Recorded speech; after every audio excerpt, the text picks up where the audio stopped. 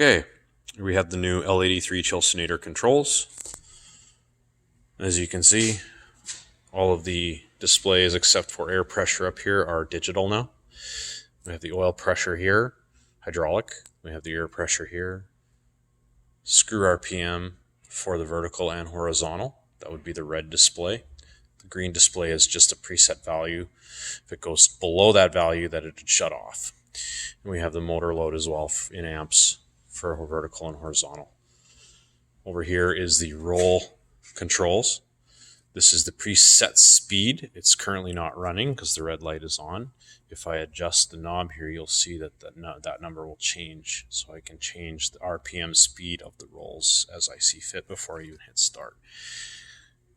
The upper smaller display is the amperage. Currently the motor's off, so there's no current being drawn. We'll go ahead and push the E-stop, and if I push the E-stop, you'll see everything shuts off right away.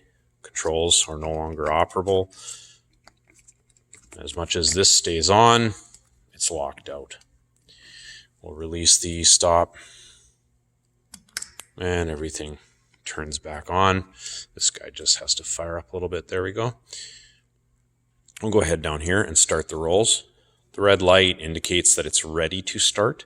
You notice these aren't lit. That means they're not ready because the rolls aren't running. I'll push the start button here. Now we can see the amperage of the motor and the speed of the rolls. And there's a little bar graph as well, indicating the percentage from 0 to full speed. We can increase that and see that it does in fact go up. We'll keep that down, keep the noise down. We can now go over to the vertical screw speed, which is now lit. That one is not.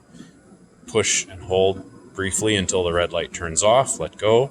And now we can see the vertical is moving. And we can obviously adjust the speed as we see fit. Showing the roll load as well. And now we can go over to the horizontal feed screw and push down. And now the horizontal feed is running. Now, if you don't shut them off in sequence, they will shut off for you. So, for example, if I decide I want to turn the rolls off, well, everything shuts off because we don't want to have anything feeding the rolls if the rolls are not running. And the E-stop as well shuts everything off. That is about it for the new controls. Air pressure inlet isn't plugged in at the moment, so I can't really demonstrate how these two work, but that's straightforward, the same as it used to work in the past.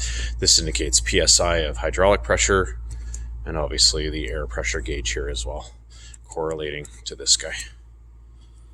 And that is all.